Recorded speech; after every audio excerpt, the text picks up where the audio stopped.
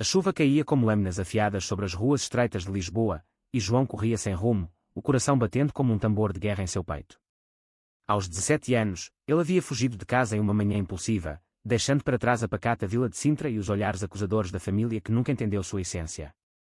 Agora, perdido no labirinto da Baixa Chiado, com o telemóvel sem bateria e as lágrimas misturando-se à água gelada, ele tropeçou em uma figura familiar que o fez congelar: Miguel, o amigo de infância que o abandonara anos atrás sem uma palavra. Miguel piscou, incrédulo, o guarda-chuva escorregando de sua mão enquanto o reconhecia sob as luzes tremuluzentes dos candeeiros. João. É você mesmo. A voz dele era um sussurro rouco, carregado de memórias que ambos pensavam enterradas para sempre. Mas ali, naquela noite de outono impiedoso, o destino tecia sua teia invisível, puxando-os de volta para um emaranhado de segredos, amores não ditos e preconceitos que ameaçavam engoli-los como o próprio Tejo em cheia. João sentiu o mundo girar ao seu redor enquanto Miguel o puxava para debaixo do toldo de uma pastelaria antiga, o cheiro de pastéis de nata misturando-se ao aroma terroso da chuva. Seus olhos, aqueles mesmos olhos castanhos que outrora compartilhavam risadas nas praias de Cascais, agora o fitavam com uma mistura de choque e algo mais profundo, algo que João sempre soubera existir mas nunca ousara nomear. O que estás a fazer aqui, sozinho? Pareces um fantasma, murmurou Miguel, passando a mão pelo braço de João para limpá-lo da água, um gesto simples que enviou faíscas elétricas pela pele dele. João engoliu em seco, as palavras presas na garganta como espinhos. Ele viera para Lisboa sonhando com liberdade, com uma vida onde pudesse ser quem era, um rapaz gay num mundo que ainda sussurrava julgamentos nas sombras das igrejas góticas. Mas agora, confrontado com o passado vivo, tudo o que ele queria era fugir novamente. Ou talvez, pela primeira vez, ficar. Eles entraram na pastelaria, o sino da porta tilintando como um alarme de consciência. O interior era um refúgio quente, com paredes forradas de azulejos azuis e brancos que contavam histórias de navegadores e saudades. Miguel pediu 2 cafés e um prato de pastéis, insistindo que João comece algo antes de contar sua história. Não podes aparecer assim, do nada, e esperar que eu não pergunte, disse ele, com um tom que misturava autoridade fraterna e uma vulnerabilidade que João não esperava. Enquanto mordiscava o pastel crocante, João finalmente desabafou. A mãe descobrira mensagens antigas no seu telemóvel, mensagens para um rapaz da escola em Sintra que nunca respondera. As acusações voaram como setas: pecado, vergonha da família, o que dirão os vizinhos. Ele pegara o autocarro para Lisboa sem pensar 2 vezes, imaginando que a capital, com suas ruas vibrantes e comunidades escondidas, o acolheria. Mas a realidade era cruel: sem dinheiro, sem plano, ele era apenas mais um adolescente perdido na multidão. Miguel ouvia em silêncio, os dedos tamborilando na chávena de café, os nós dos dedos brancos de tensão. Ele próprio carregava cicatrizes invisíveis. Aos 17, Miguel era um jovem artista, frequentando a Universidade de Belas Artes, onde pintava telas que capturavam a essência efêmera das ondas do Atlântico. Mas por baixo daquela fachada confiante, ele lutava com sua própria identidade. Anos antes, quando tinham 10 anos, Miguel e João eram inseparáveis, explorando florestas em Sintra, construindo fortes de areia em Carcavelos, compartilhando sonhos sussurrados sob as estrelas. Então, a família de Miguel mudara-se para Lisboa por causa do trabalho do pai, e o adeus fora abrupto, marcado por uma promessa vazia de escrever sempre. Miguel nunca escrevera, não por falta de carinho, mas porque aos 12 anos ele começara a questionar sentimentos que o aterrorizavam. O modo como seu coração acelerava perto de João não era como o dos outros rapazes com as raparigas da escola. O medo o fizera recuar, construindo muros que agora, vendo João ali, tremiam perigosamente. Eu sinto muito pelo que aconteceu. Pelo silêncio, confessou Miguel, os olhos baixos fixos no padrão do mármore da mesa. Não era por ti, João. Era por mim. Eu não sabia lidar com o que sentia. As palavras pairaram no ar como fumaça de incenso, e João sentiu um aperto no peito. Era isso. O amigo que ele idolatrara, que o salvara de brigas na escola e o defendera dos mais velhos, também carregava o mesmo peso. A revelação era um bálsamo e uma ferida ao mesmo tempo. Eles conversaram até a pastelaria fechar, a chuva amainando lá fora para um chuvisco melancólico. Miguel ofereceu-lhe o sofá da sua pequena apartamento no bairro Alto, um loft improvisado cheio de telas inacabadas e livros de poesia de Fernando Pessoa espalhados pelo chão. Só por esta noite. Amanhã pensamos no que fazer. Naquela noite, deitado no sofá com um cobertor poído sobre o corpo, João não dormiu. O som distante do fado ecoava das ruas, lamentos de amores perdidos que pareciam ecoar sua própria alma. Miguel, no quarto ao lado, também velava, questionando por que o destino os reunira agora, quando ambos estavam no limiar de adolescências frágeis. Pela manhã, o sol filtrava-se pelas persianas, pintando listras douradas no chão. Miguel preparou ovos mexidos e pão com manteiga, e eles planearam o dia como nos velhos tempos, uma caminhada pelo Tejo, talvez visitar o castelo de São Jorge. Mas o idílio foi interrompido por uma chamada no telemóvel de Miguel, a mãe dele, preocupada com o filho que não aparecera para o almoço dominical. Diz que estás bem, mas não menciones o João ainda, pediu Miguel, o rosto ensombrado por uma sombra de dúvida. A família dele era devota, frequentadora da sé de Lisboa, e Miguel ainda não tivera coragem de revelar sua orientação. O segredo era uma âncora que o prendia ao chão. Enquanto passeavam pelas margens do rio, o vento salgado do Atlântico bagunçando seus cabelos, João abriu-se mais. Contou sobre os sonhos que nutria, estudar literatura na universidade, escrever histórias sobre heróis que desafiavam as correntes sociais, como os marinheiros de Vasco da Gama que navegavam para o desconhecido. Miguel sorriu, recordando como João sempre fora o contador de histórias, sendo narrativas fantásticas sobre piratas e tesouros escondidos nas grutas de Sintra. Tu ainda tens isso dentro de ti, disse ele, parando para comprar gelados de pistácio e morango de um vendedor ambulante. Mas sob a leveza, uma tensão crescia. João notava os olhares furtivos dos transeuntes. Lisboa era progressista, mas bolsões de conservadorismo persistiam, especialmente em famílias tradicionais como as deles.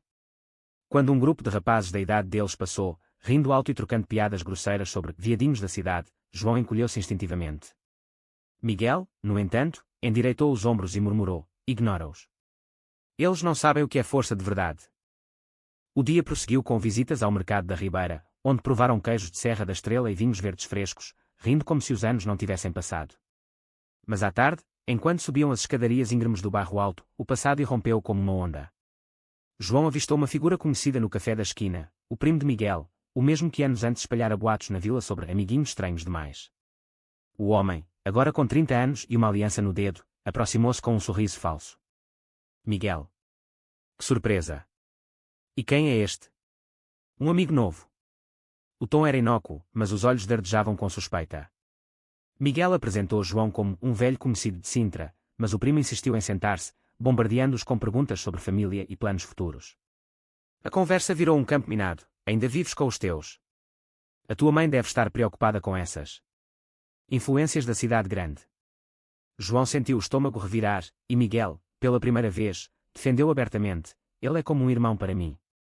E as influências da cidade ensinam respeito, algo que nem todos aprenderam na vila. O confronto foi breve, mas deixou marcas. Quando o primo se foi, Miguel e João sentaram-se em silêncio num banco com vista para a cidade. Desculpa, murmurou Miguel. Ele sempre foi assim. Mas eu não quero que isso nos separe de novo. João virou-se para ele, os olhos marejados. Não é só ele. É tudo. A minha família acha que sou uma decepção. E tu? Tu desapareceste uma vez. Como sei que não vais fazer de novo? As palavras saíram afiadas, carregadas de dor acumulada. Miguel pegou na mão dele, um gesto hesitante mas firme. Porque desta vez, eu sei quem sou. E quem tu és para mim. O sol poente tingia o céu de laranja e rosa, e naquele momento, sob o olhar atento das gaivotas, algo mudou. Não era uma declaração grandiosa, mas um entendimento silencioso, o primeiro fio de uma tapeçaria de confiança que ambos teciam com cuidado. Os dias seguintes fundiram-se num ritmo improvável de rotina e descoberta.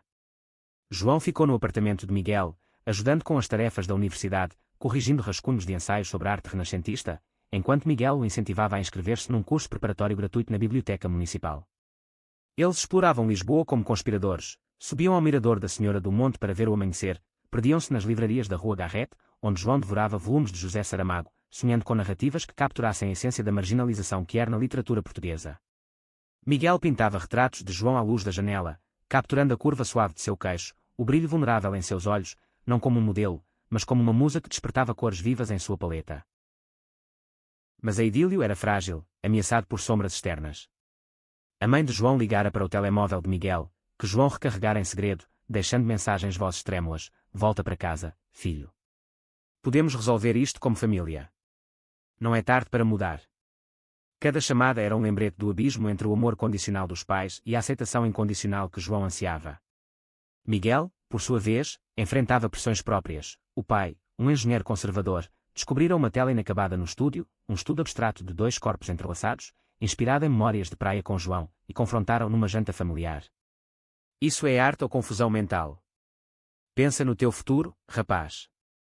As palavras ecoavam como trovões, forçando Miguel a questionar se podia mesmo abraçar sua verdade sem perder tudo.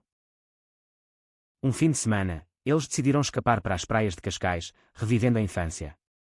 O comboio apinhado de turistas cantava fados improvisados, e João e Miguel trocaram olhares cúmplices, as mãos roçando acidentalmente nos bancos apertados. Na areia dourada, sob o sol implacável de primavera, construíram um castelo como nos velhos dias, mas agora com torres mais altas, simbolizando aspirações adultas. Lembras-te quando jurámos ser exploradores? Perguntou João, enterrando os pés na areia úmida. Miguel assentiu, esculpindo um fosso ao redor. E agora, estamos a explorar algo maior. Nós mesmos. O momento foi interrompido por um grupo de banhistas locais, amigos do primo de Miguel, que se aproximaram com cervejas na mão. A conversa começou leve, mas virou para piadas sobre a cena gay em Lisboa, com comentários disfarçados de humor que cortavam como navalhas. Cuidado com as ondas, meninos, não queremos que se percam no mar como almas errantes. Miguel explodiu pela primeira vez. Basta. Vocês falam do que não conhecem. Amor não tem rótulos, e preconceito é o que realmente afunda as pessoas. O silêncio que se seguiu foi ensurdecedor, os amigos recuando com murmúrios desconfortáveis. João, tremendo de emoção, puxou Miguel para longe, para as rochas onde as ondas se quebravam em espuma branca. Lá, longe dos olhares, ele o abraçou pela primeira vez desde a infância, um abraço que dizia mais que palavras, cheio de gratidão e um amor nascente que florescia apesar das tormentas. Obrigado por me defenderes, sussurrou João. Miguel retribuiu, o coração galopando. Não é defesa. É verdade. Eu gosto de ti, João. Sempre gostei. Mais que amigos. A confissão pairou como uma concha na maré baixa, e eles passaram a tarde conversando sobre medos e desejos. Miguel revelou ter participado secretamente de um grupo de apoio LGBTQ+ na universidade, onde aprendera a nomear seus sentimentos. João, por sua vez, admitiu ter escrito diários cheios de poemas não enviados para Miguel, guardados como tesouros numa caixa debaixo da cama em Sintra. O sol mergulhava no horizonte quando voltaram, mas o laço entre eles fortalecera, um farol contra a escuridão iminente. De volta a Lisboa, o conflito escalou. A mãe de João, desesperada, viajou à capital e confrontou Miguel no apartamento, batendo à porta ao anoitecer com olhos vermelhos de choro. Onde está o meu filho? Vocês eram como irmãos, mas agora...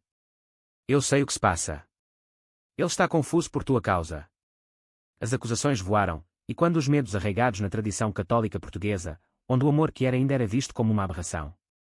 Miguel, com a voz firme mas o coração partido, defendeu, ele não está confuso, senhora. Ele está a encontrar-se. E eu farei tudo para protegê-lo, como ele me protege. João, ouvindo da cozinha, emergiu com lágrimas, suplicando à mãe, eu sou gay, mãe. Não é uma fase, é quem eu sou. E Miguel? Ele é a minha âncora. A discussão durou horas, cheia de soluços e silêncios pesados, mas pela primeira vez, a mãe de João ouviu, realmente ouviu. Não era aceitação imediata, mas uma rachadura na armadura do preconceito, prometendo terapia familiar e tempo. Enquanto ela partia para o hotel, prometendo voltar no dia seguinte, João e Miguel desabaram no sofá, exaustos mas unidos. Pensaste que ela odiava? Perguntou Miguel, traçando círculos suaves nas costas de João. Não. Ela ama, mas o medo a cega. Como o meu pai me cega. Naquela noite, eles adormeceram lado a lado, o primeiro passo para uma intimidade emocional profunda, sem pressa, apenas presença. Os meses seguintes foram uma montanha-russa de altos e baixos. João inscreveu-se na escola noturna, equilibrando estudos com um emprego de part-time numa livraria do Chiado, onde conheceu outros jovens que compartilhavam histórias de resiliência. Miguel expôs sua orientação ao pai numa carta longa, inspirada em O Ano da Morte de Ricardo Reis, deixando-a sobre a mesa de jantar antes de uma viagem de estudo a Porto. A resposta veio em forma de um telefonema relutante, eu não entendo, filho, mas amo-te. Vamos falar quando voltares. Era progresso, lento como o crescimento de uma oliveira, mas real. Um clímax inesperado surgiu numa manifestação pelo orgulho LGBTQ+ em Lisboa, no Rossio. João e Miguel marcharam de mãos dadas pela primeira vez em público, bandeiras arco-íris tremulando ao vento. A multidão era um mar de cores e vozes, cantando hinos de liberdade, mas infiltrados por contra-manifestantes com cartazes de ódio. Quando um grupo radical se aproximou, gritando insultos, Miguel foi empurrado, caindo no chão com um corte no braço. João, em pânico, arrastou para longe, o sangue manchando sua camisa. No hospital, enquanto costuravam a ferida, Miguel riu fracamente, vês? Até no caos, estamos juntos. João, segurando sua mão, jurou: nunca mais te perco. Nem para o mundo inteiro. A surpresa veio dias depois. A mãe de João, transformada pela terapia, organizou um jantar em Sintra para as famílias reunirem-se. O pai de Miguel viajou de comboio, carregando uma garrafa de vinho do Douro como trégua. A mesa, sob as luzes suaves do jardim, foi palco de confissões cruas, lágrimas, abraços desajeitados, promessas de apoio. Vocês são corajosos, disse o pai de Miguel, voz embargada. Eu fui o covarde. Naquele momento, João e Miguel trocaram um olhar que selava seu amor, não como uma explosão, mas como o nascer do sol sobre o Tejo, constante e eterno. Anos depois, com João publicando seu primeiro livro de contos que era e Miguel expondo pinturas em galerias de Lisboa, eles olhavam para trás com gratidão. O que começara como um rapaz perdido na cidade tornara-se uma jornada de redenção, provando que o amor, mesmo contra ventos adversos, sempre encontra seu porto seguro. O eco da manifestação ainda ressoava nos ouvidos de João quando ele acordou no dia seguinte, o braço de Miguel envolvendo sua cintura como uma âncora no mar revolto. O apartamento no bairro Alto estava banhado pela luz matinal, filtrada pelas cortinas finas, e o cheiro de café fresco pairava no ar. Miguel mexia-se na cozinha, cantarolando uma melodia de fado que aprendera com os vizinhos, o curativo no braço um lembrete vivo da noite anterior. Bom dia, aventureiro, disse ele ao ver João espreguiçar-se. Prontos para o dia? João sorriu, mas uma sombra de preocupação nublava seus olhos. A violência da manifestação não era nova, Lisboa celebrava o progresso, mas as raízes do preconceito corriam profundas como as fundações das catedrais medievais. E se da próxima vez não for só um corte, murmurou ele, sentando-se à mesa improvisada de madeira reciclada. Miguel pousou o bolo com firmeza, virando-se para fitá-lo com aqueles olhos escuros que sempre pareciam ver além das palavras. Então lutamos juntos. Como ontem. Como sempre.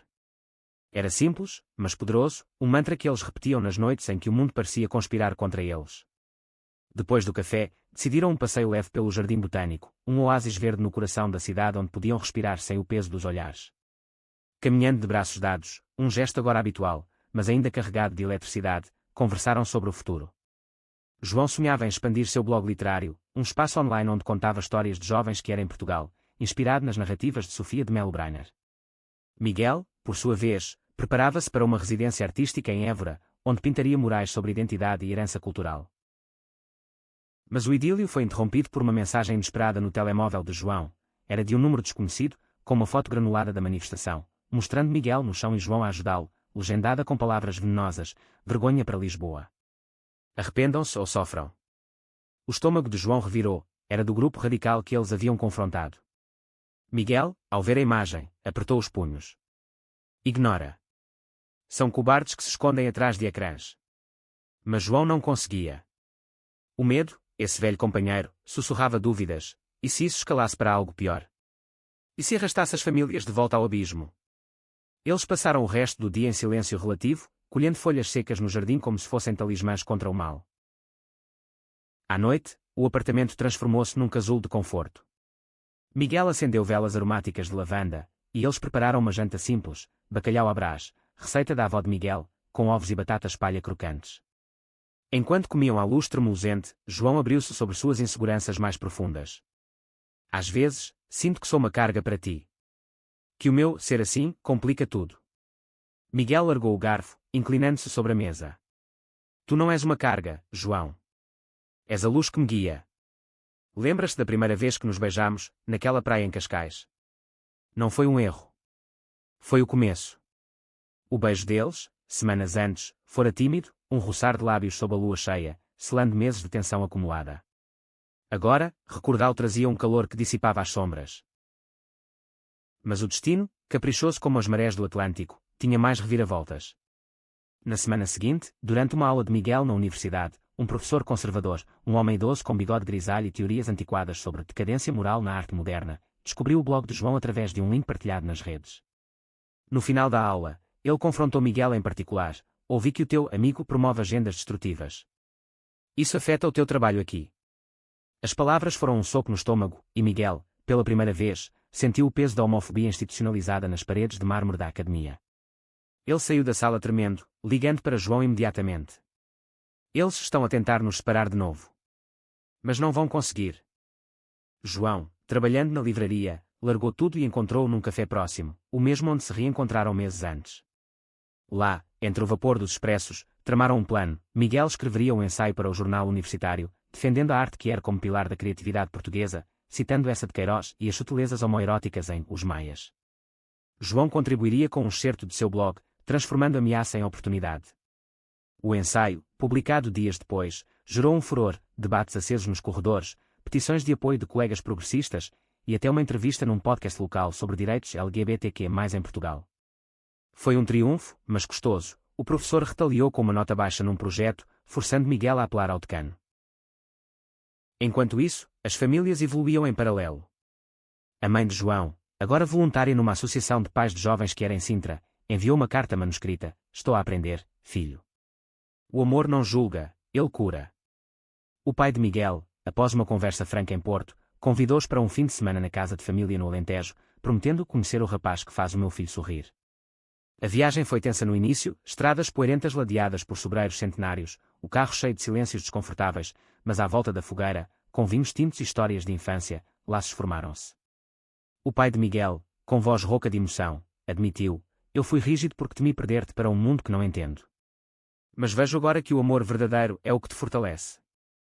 Um novo conflito surgiu inesperado. Um ex-namorado de Miguel, um rapaz chamado Rui da universidade, reapareceu nas redes, espalhando rumores ciumentos sobre o novato de Sintra que o está a mudar. Rui, com quem Miguel tivera um romance breve e tumultuoso no ano anterior, sentia-se traído pela felicidade evidente de Miguel. As mensagens privadas viraram públicas, acusando João de manipulação e Miguel de traição. A dor foi aguda, reabrindo feridas de insegurança em João. E se ele tiver razão? E se eu for só um substituto? Miguel, furioso, confrontou Rui num encontro tenso no campus, gravado e viralizado: "O passado é passado, Rui. O meu coração está com quem me escolheu todos os dias." O vídeo, em vez de escandalizar, inspirou uma onda de solidariedade online, com hashtags como Amor Sem Fronteiras trending em Portugal. A crise culminou numa noite de tempestade, quando João, sobrecarregado, fugiu para as ruas de Lisboa, revivendo o dia em que se perdera. Miguel procurou por horas, o coração apertado, até encontrá-lo encolhido num banco no Rossio, chuva encharcando suas roupas.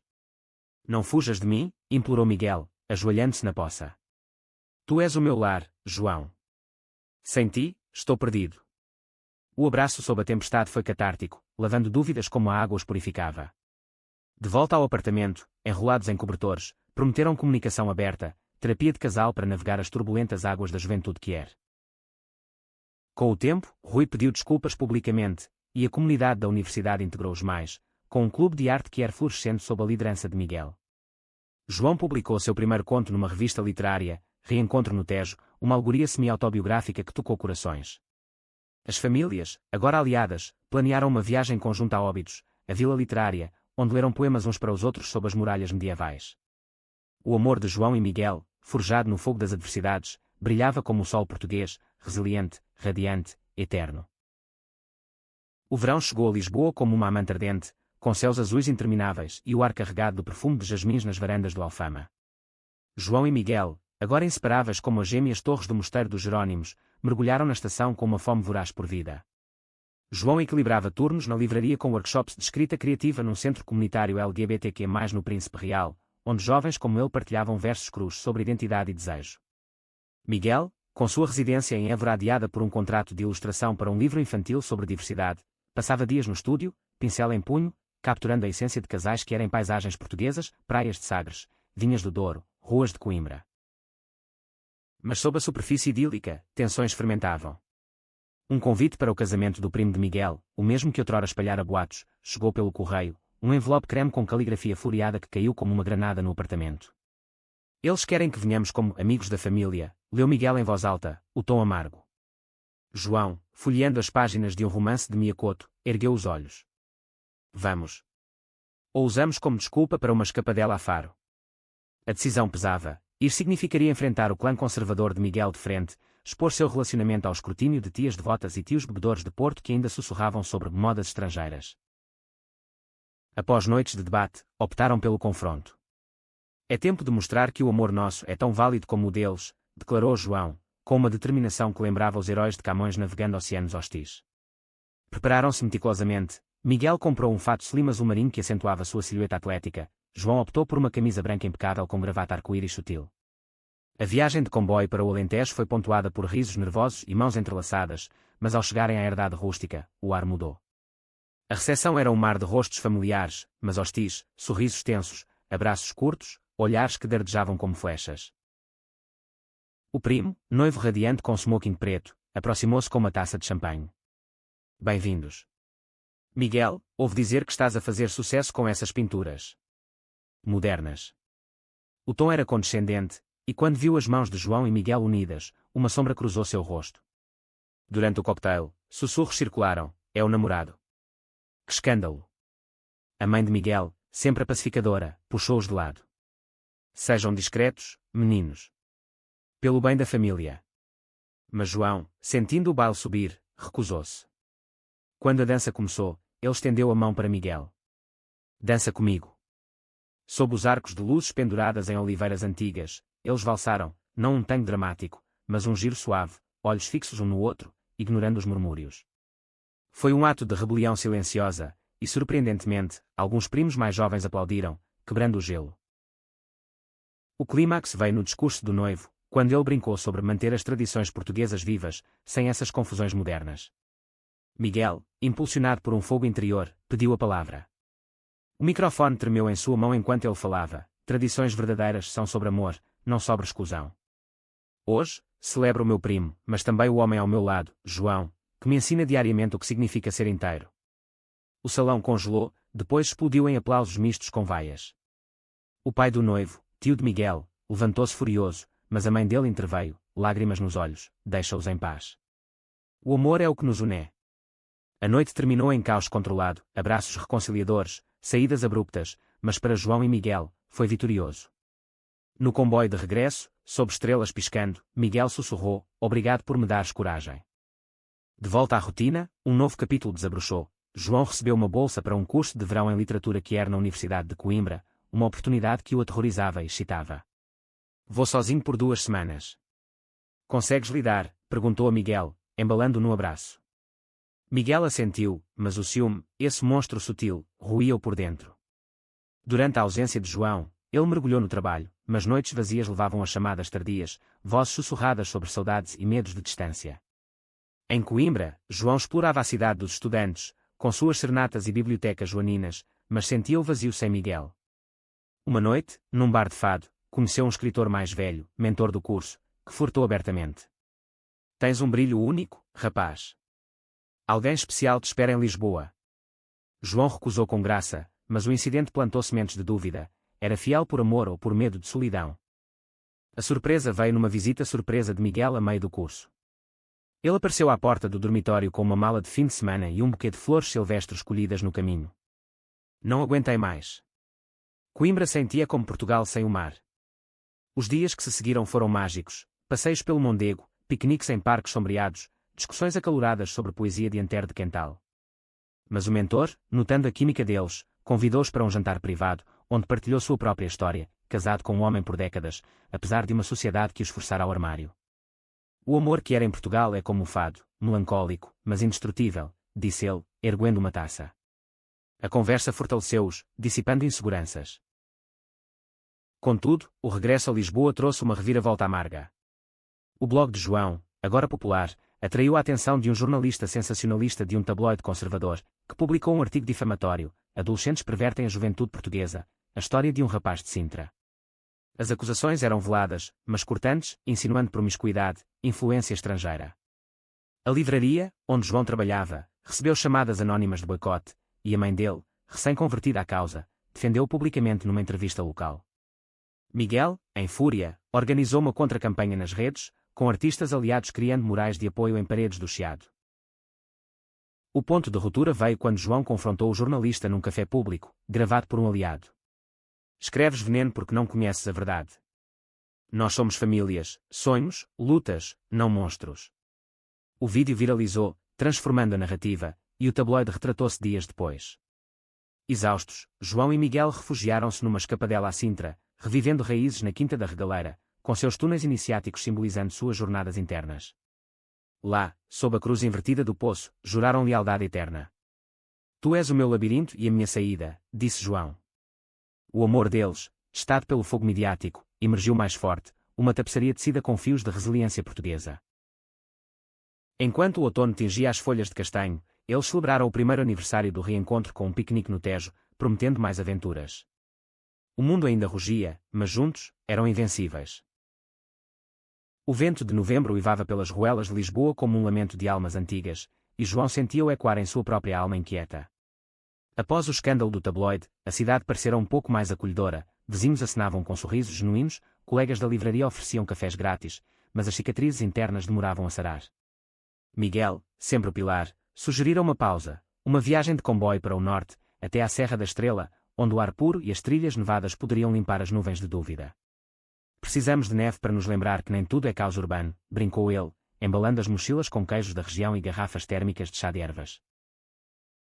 A jornada foi terapêutica desde o início. O comboio serpenteava por vales verdejantes, passando por Coimbra e Porto, com Miguel narrando anedotas de viagens familiares de infância. João, encostado à janela, traçava mapas imaginários no vidro embaçado, sonhando com um livro que contasse sua história, não como vítima, mas como sobrevivente. Chegaram à serra ao entardecer, o céu um manto de índigo salpicado de estrelas precoces. O chalé alugado era modesto, com lareira de pedra e vistas para picos cobertos de branco, um refúgio onde o mundo exterior se dissolvia no crepitar das lenhas. Pelas manhãs, trilhavam caminhos nevados, botas chapinhando na brisa fresca, parando para atirar bolas de neve como crianças. Lembras-te das guerras de água em Sintra, ria João, acertando Miguel no ombro. Mas sob a brincadeira, conversas profundas emergiam. Miguel confessou um medo novo, o de parar-se com a paternidade. Quer filhos um dia, mas como? Adoção, barriga de aluguer. Num país onde ainda há debates sobre direitos que er. João, surpreendido, apertou sua mão enluvada. Juntos, encontraremos o caminho. Como sempre. Aquelas palavras foram um bálsamo, sendo visões de um futuro partilhado, uma casa em Alfama, talvez, com paredes cheias de livros e telas, e risos de uma família escolhida. Mas o isolamento trouxe fantasmas inesperados. Numa noite de tempestade, com o vento a sacudir as janelas, João acordou de um pesadelo, sonhara com o reencontro inicial, mas Miguel desaparecendo na chuva, deixando-o sozinho para sempre. Tremendo, ele acordou Miguel, que o puxou para perto, murmurando canções de ninar da infância. É só um sonho. Eu estou aqui.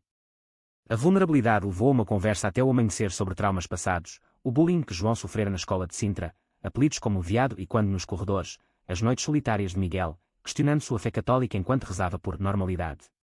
Compartilhar aliviou o peso, transformando dor em empatia. De regresso a Lisboa, revigorados, enfrentaram um teste maior. O pai de Miguel, após meses de terapia familiar, propôs uma conversa de homens, um fim de semana de pesca no Sado, só eles três. João hesitou, temendo rejeição velada, mas Miguel insistiu, ele está a tentar. Dá-lhe uma chance. A viagem foi estranha no início, o pai, um homem de mãos calejadas e silêncios longos, remava o barco com eficiência militar, enquanto Miguel e João trocavam olhares nervosos. As iscas foram lançadas, e com elas, as primeiras perguntas, como se conheceram de verdade, lá em Sintra. Miguel contou a história com humor, omitindo as partes dolorosas, mas João, sentindo a abertura, acrescentou, ele foi o meu herói. Ainda é. O sol poente tingia o estuário de ouro quando o pai finalmente falou, eu errei, rapazes. Pensei que proteger-vos significava moldar-vos à minha imagem. Mas vejo agora que o amor é liberdade. Lágrimas misturaram-se ao sal do mar, e um peixe grande mordeu a isca, um sinal, riram eles, de tempos melhores. A pesca terminou com um banquete de sardinhas grelhadas na praia, histórias de juventude do pai entrelaçando-se com as deles, forjando um laço improvável. Em Lisboa, o momentum continuou. João foi convidado para um festival literário em Setúbal, onde leu os certos de seu manuscrito. A plateia, mista de locais e turistas, aplaudiu de pé, e uma editora local aproximou-se com interesse. Miguel, na audiência, filmou tudo, os olhos brilhando de orgulho. Mas a euforia foi temperada por uma carta anónima na caixa de correio, vocês poluem a nossa cultura. Parem ou paguem.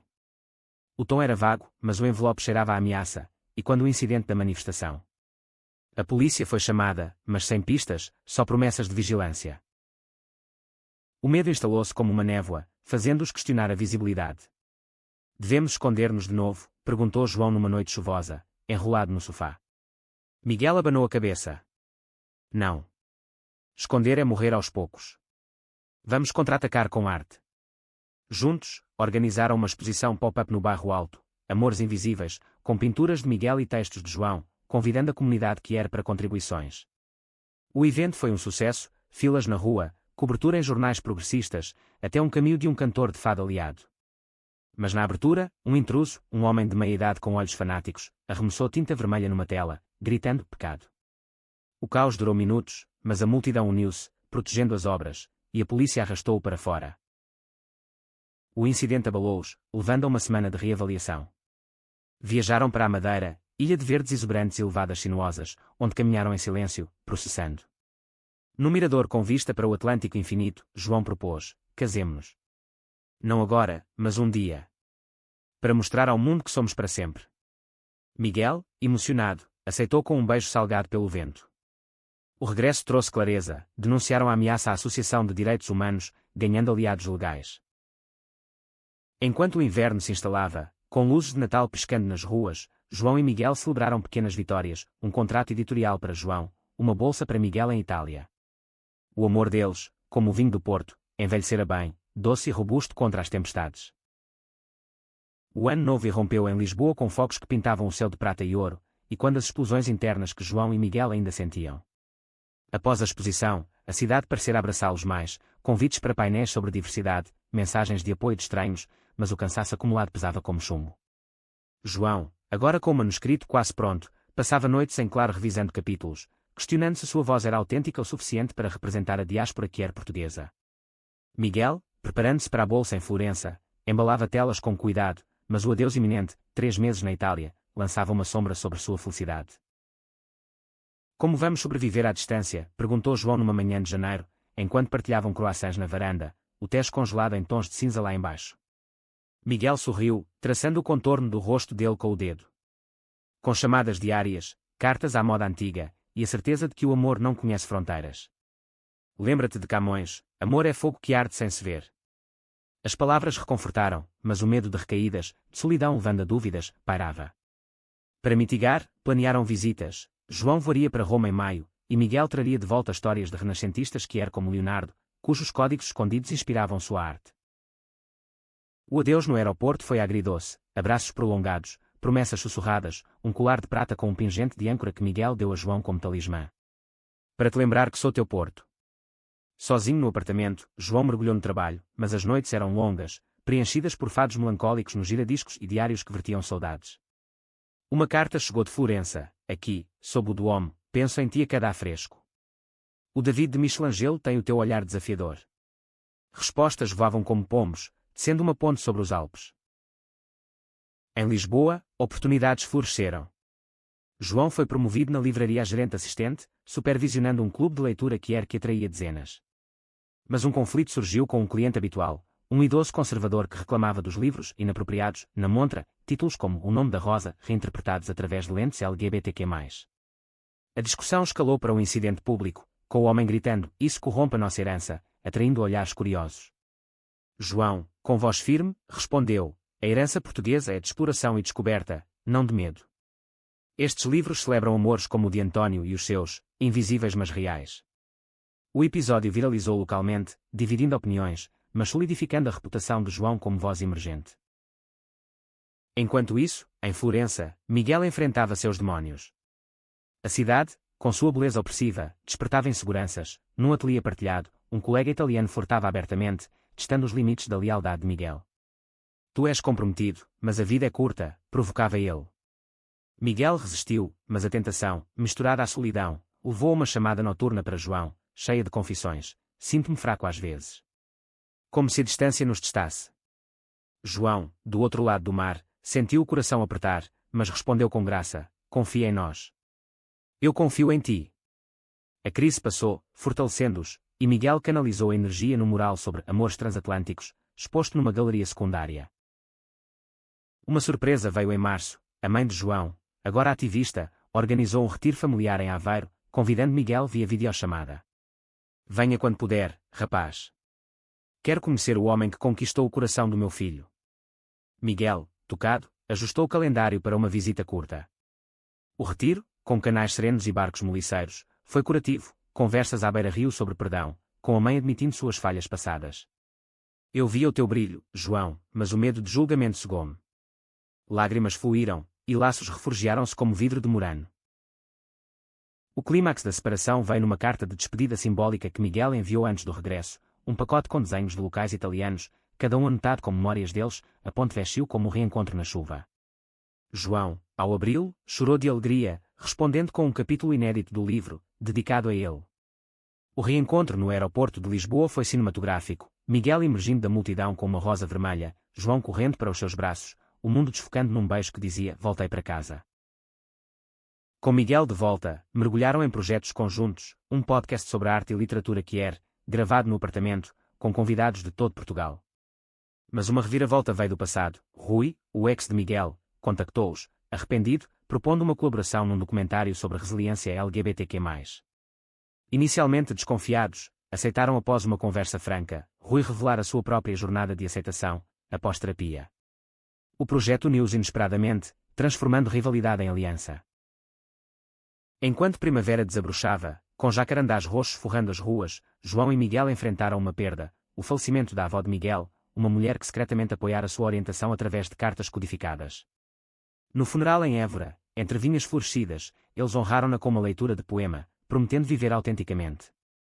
O luto os aproximou, recordando que o amor perdura além das despedidas. Entrando no verão, prontos para novos horizontes, seu laço era inquebrantável, um testamento à força de dois corações que se encontraram na perda e floresceram na descoberta. O sol de junho banhava Lisboa em tons de âmbar, e João e Miguel, agora no limiar dos 18, sentiam o peso doce da maturidade aproximar-se como uma onda gentil. O podcast ganhar atração, com episódios sobre fados que er e pintores escondidos, atraindo ouvintes de Faro a Bragança, e o documentário com Rui estava em pós-produção, prometendo estreia no Festival de Cinema de Évora. Mas sob a calmaria, um vendaval pessoal agitava-se. João recebera a aceitação para a Universidade em Lisboa, curso de letras, enquanto Miguel ponderava uma oferta permanente em Florença. Fique se quiseres, disse ele numa noite de estrelas, deitados no telhado do prédio, o skyline da cidade piscando abaixo.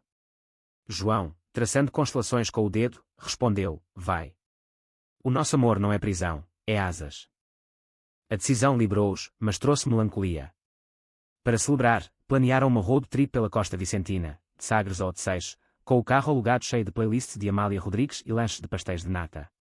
A estrada serpenteava por falésias dramáticas, o Atlântico rugindo à esquerda como um coro grego. Pararam em praias desertas, pés na areia escaldante, construindo castelos efêmeros que o mar levava, simbolizando impermanência.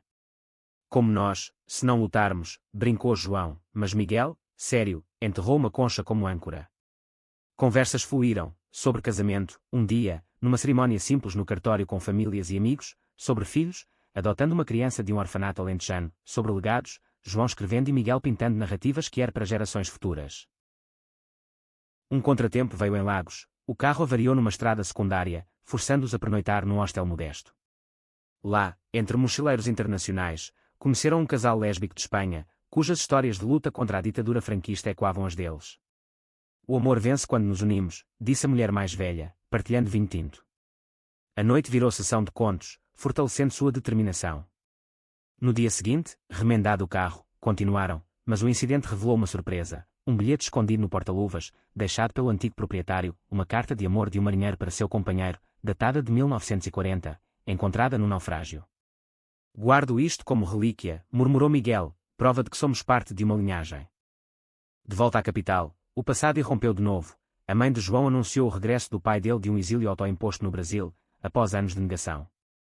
O reencontro, num restaurante discreto no Cais do Sodré, foi tenso. O pai, envelhecido pelo sol tropical, estendeu a mão trêmula a João. Eu fui um idiota, filho. Li o teu blog lá longe, e chorei por todas as oportunidades perdidas. Lágrimas e mariscos fluíram, e quando Miguel se juntou, o pai o abraçou como um genro. Cuida dele como eu falhei. Foi redenção, incompleta mas real, curando feridas antigas. O Festival de Évora chegou como clímax, o documentário estreou para uma sala lotada, com cenas tocantes de suas jornadas, o reencontro chuvoso, a manifestação, a exposição manchada. O público aplaudiu de pé, e um prémio de menção honrosa coroou a noite. Nos bastidores, Rui apertou as mãos deles, obrigado por me deixarem fazer parte disto. Lágrimas de alegria misturaram-se a champanhe, e João sussurrou a Miguel, nós fizemos isto. Juntos.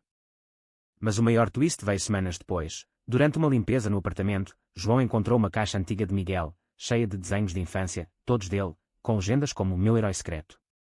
"Sabias desde sempre?", perguntou João, emocionado. Miguel corou: "Sim. Mas o medo demorou a ir embora. Tu foste paciente." O momento selou seu compromisso, levando a uma proposta improvisada no mirador de Santa Catarina, Miguel ajoelhando-se com um anel simples de prata, gravado com "Sempre. Casa comigo, quando estivermos prontos." João, rindo através das lágrimas, aceitou. O outono trouxe mudanças. Miguel partiu para Florença com promessas de visitas mensais. João começou a universidade com um romance em ascensão nas listas de best-sellers indie. As famílias, agora um tapete entrelaçado, planearam um Natal unido em Sintra, com fogueira e contos. Enquanto neve fina caía, João e Miguel, à parte, sonhavam com o futuro, uma vida de amores profundos, superando preconceitos como Portugal superara ditaduras. Anos fluiriam, mas naquele instante, sob as luzes festivas, souberam, o que começara como um rapaz perdido na cidade tornara-se uma odisseia de amor eterno, surpreendente em cada curva.